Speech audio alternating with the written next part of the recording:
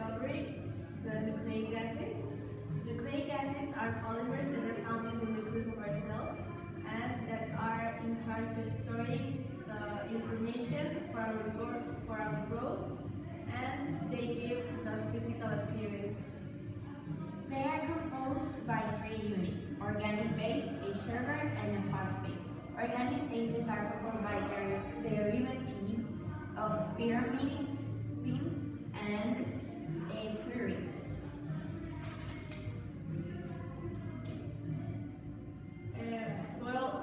We'll go to Sarah. She will tell us about the type of the primary structure and the DNA. Good morning. Thank you, Naomi and Mara, for having me here. Now I'm going to explain the primary structure of nucleic acids and the DNA. Nucleic acids are polymers of many nucleotides. The third hydroxyl group on the sugar in one nucleotide bonds to the phosphate group on the fifth carbon atom in the sugar of the next nucleotide. And this bond is called phosphodiester bond. Primary structure of nucleic acids refers to the sequence of nucleotides residues. The sugar phosphate backbone of a given nucleic acid does not vary. The structure depends only on the sequence of bases present. Now, the DNA. Shiger's rule says that the number of purine molecules equals to the number of pyrimide molecules. This is that the amount of adenine equals to the amount of thymine, and the amount of guanine equals to the amount of cytosine. The sugar phosphate has a double helix, and the backbones are analogous to the outside railings of the stairs, and the bases are arranged in the inside like steps. Now the complementary base pairs. This means that the polynucleotide strands form hydrogen bonds only to one specific base of the opposite DNA strand. This is that adenine forms hydrogen bonds only to thymine, and guanine bonds only with cytosine. There are only two kind of, we can call it stable pairs, bases that bind with two hydrogen bonds and bases that bind with three hydrogen bonds. And this is my research. Now we go back with Naomi and Mara in the studio. Thank you.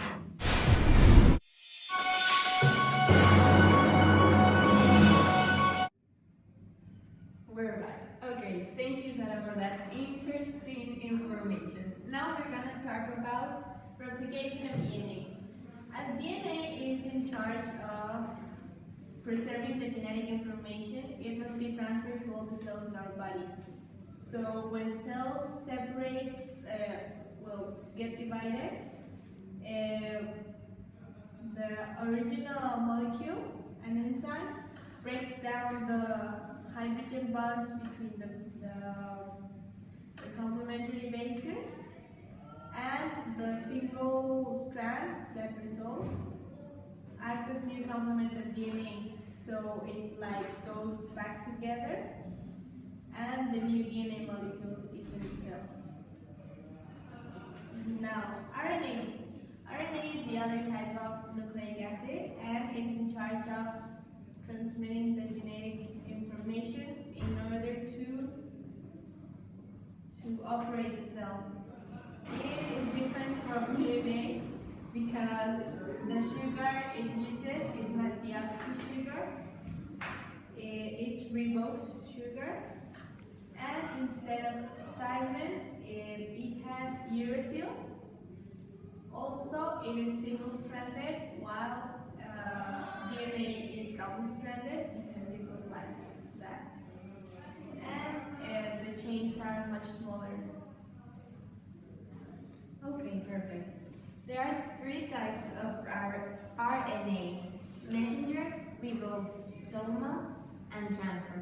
Messenger is the most abundant in the cells molecules. When they are combined with proteins, they form ribosomes.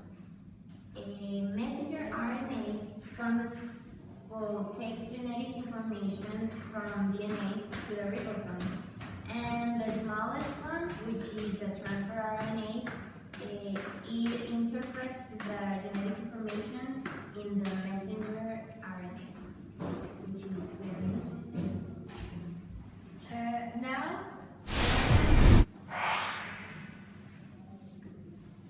Hi, welcome back to the Nucleic Acids. Thank you, Naomi, for your introduction. My name is Alexa, and my job is to recount to you what the protein synthesis is. Synthesis of RNA, also known as transcription of RNA, it could be seen as a duplication of DNA.